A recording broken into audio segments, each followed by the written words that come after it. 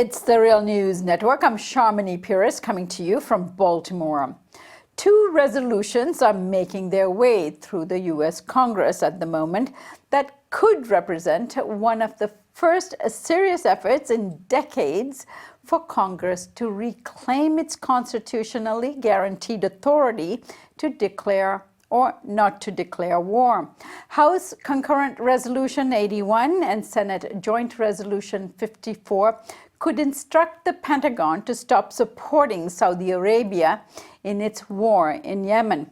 The war has so far killed over 10,000 Yemenis and wounded another 40,000 and caused the worst cholera outbreak in history, not to mention the food scarcity, medicine scarcity that Yemen is going through that is unavailable for the civilians there. In a sign that Saudi Arabia is worried that Congress might stop Pentagon's support for the war in Yemen, Prince Mohammed bin Salman is visiting Washington, D.C. this week to lobby for continued support for the war effort. Joining me now to discuss efforts to stop U.S. support for the war in Yemen is Larry Wilkerson. Larry is former Chief of Staff to Secretary of State Colin Powell, now a distinguished professor at the College of William and Mary. Larry, good to have you back. Good to be with you, Sharmini.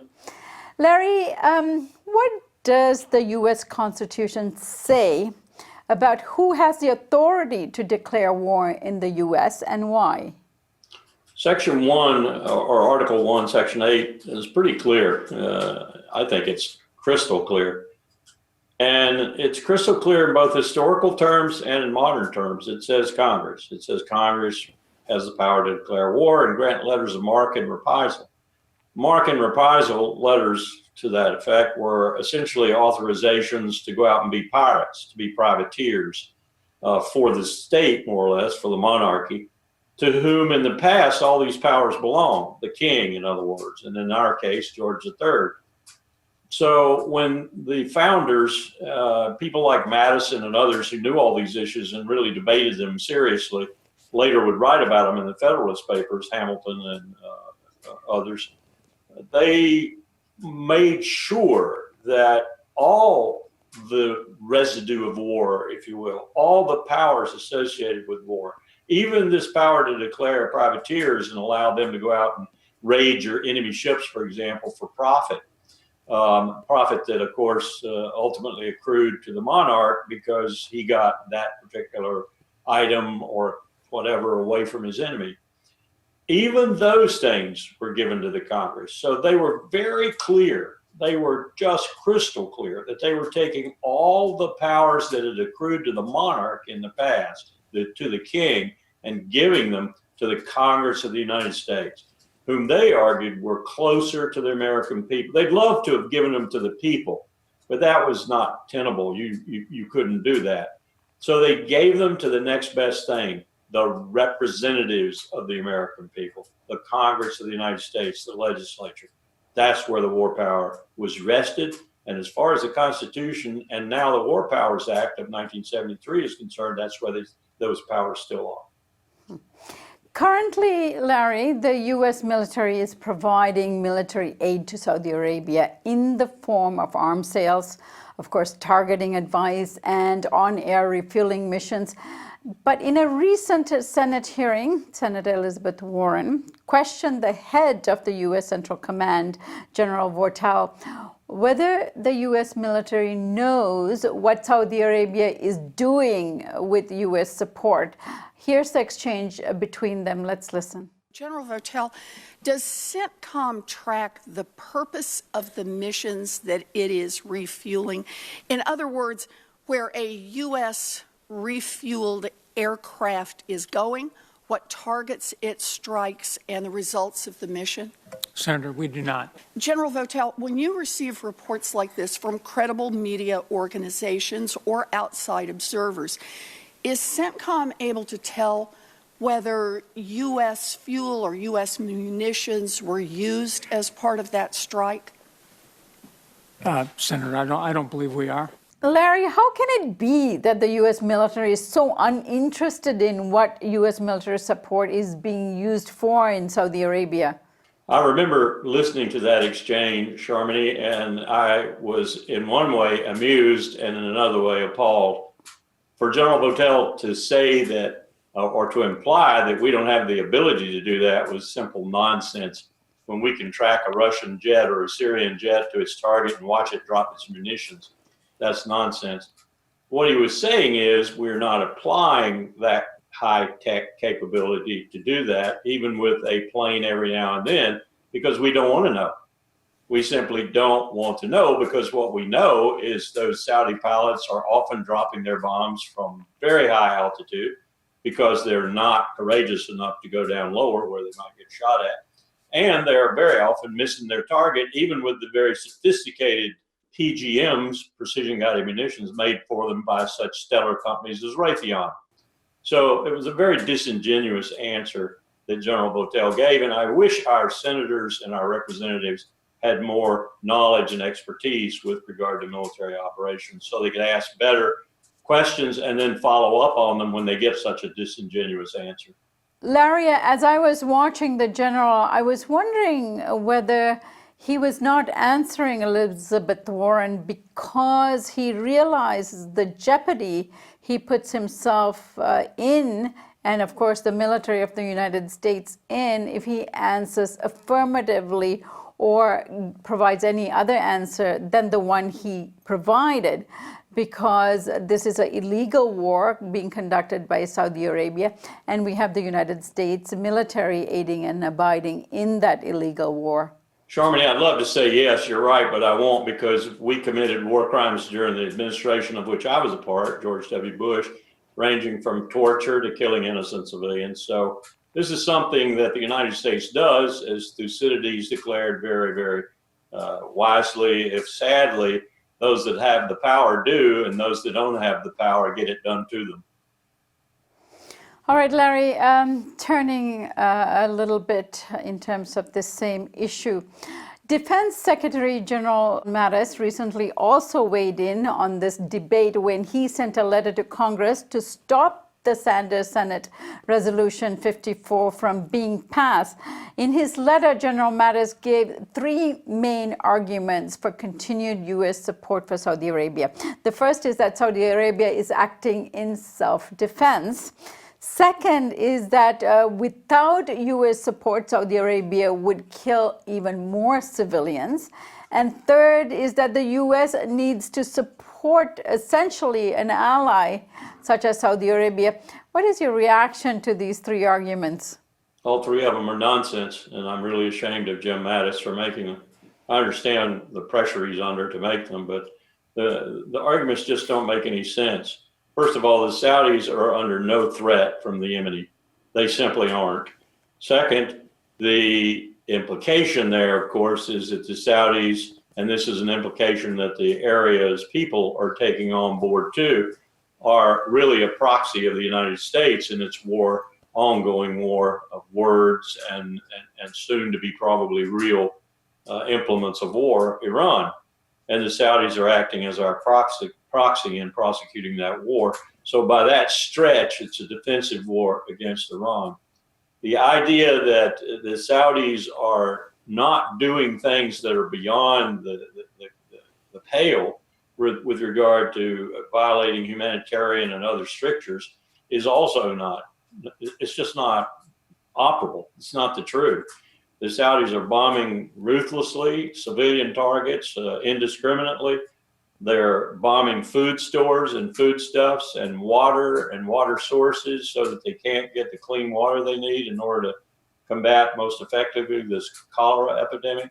And the legal argument that they're advancing is simply blown out of the water by all the legal scholars that are worth a damn in this country who talk about Section 8C of the War Powers Act.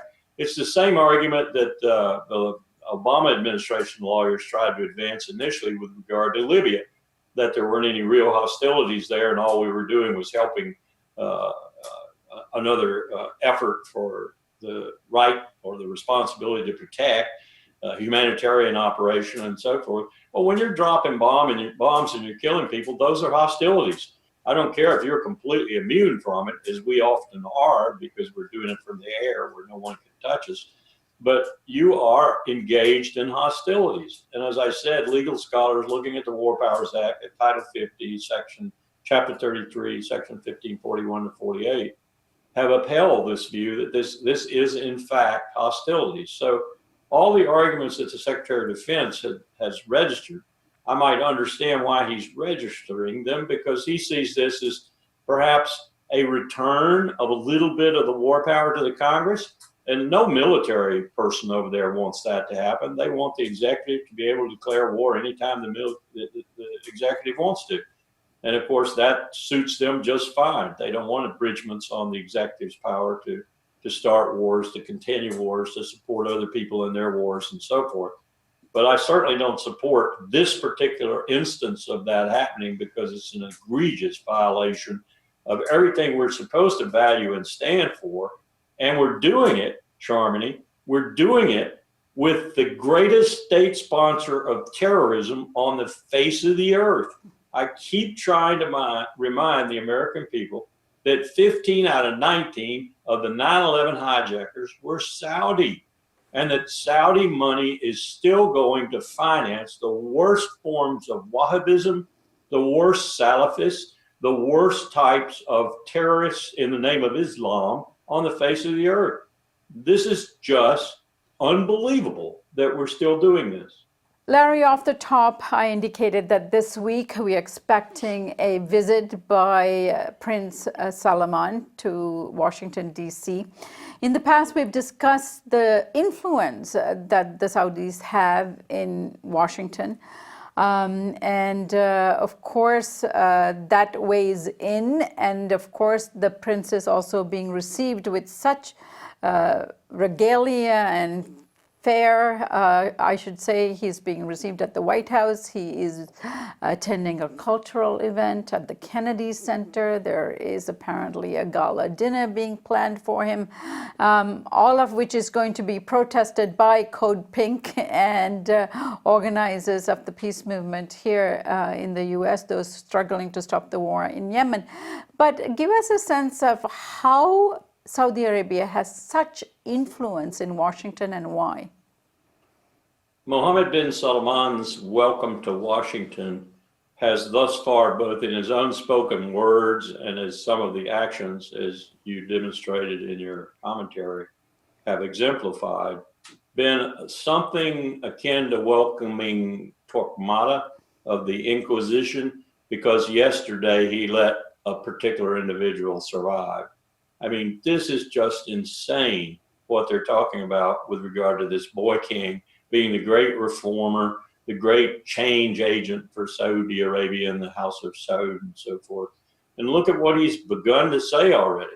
He's begun to say all the things that we who knew what he would say, predicted he would say, that the Saudis are going out of their way, spending countless hours and energy and even dollars to make sure that they don't bomb people that shouldn't be bombed. Well, all the facts argue against that. Sorry, Mohammed bin Salman. He's saying things like Iran is the great perpetrator, the great evil, the great force that Saudi Arabia is really fighting, implying that he's doing it for the United States in Yemen. Well, I'm sorry, Mohammed bin Salman. The Iranians did not even come to Yemen at all in any strength until you started doing what you're doing in Yemen with the UAE and others. The things that he's saying are things that are so propagandistic, so childishly, even infantile. I mean, they don't even register with the level of things that, for example, we did in the first Iraq War, when we were talking about babies being unhooked from their incubators and so forth.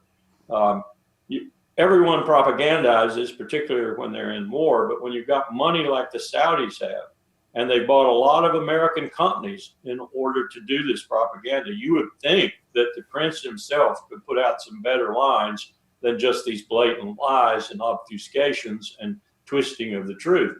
But that's essentially what he's doing. And to your question about why, because he's got billions behind him. He can buy American companies to do this for him. He can buy the White House. Let's face it. The only reason that the United States stays cheek and jowl with Saudi Arabia is oil and money, money and oil, oil and money, money and oil. How many times do we have to say it? And I understand also, Larry, that as we speak, Pentagon is currently considering a $1 billion in new sales of arms and weaponry to Saudi Arabia, and who has to benefit from that? The weapons companies that have such a lobby in Washington. And also contemplating a whole new panoply of nuclear capability for Saudi Arabia. This is tantamount to real danger here.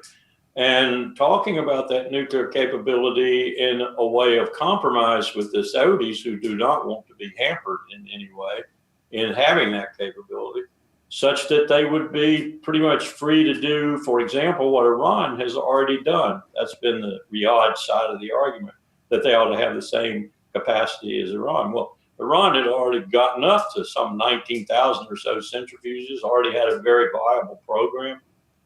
If the Saudis want to come in at that level, we might as well just say, here, have a bomb or two. And as far as I know, Saudi Arabia is also signatory to the NPT.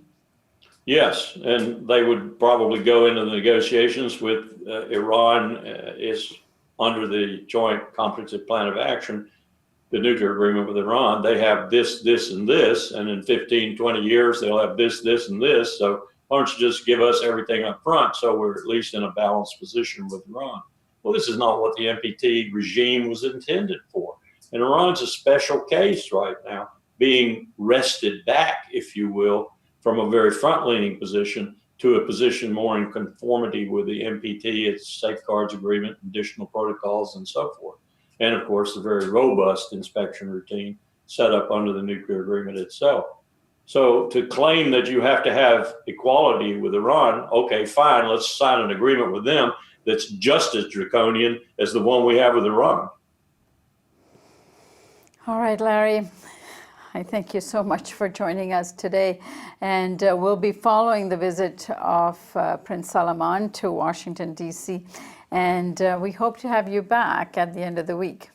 Well, let's say this, Charmony, everyone should be pushing, everyone who cares should be pushing hard for this Senate Joint Resolution 54. This might be the very first step in getting the Congress to resume its constitutional responsibility for this country killing people. Thank you for joining us, Larry. Thanks for having me. And thank you for watching the Real News Network.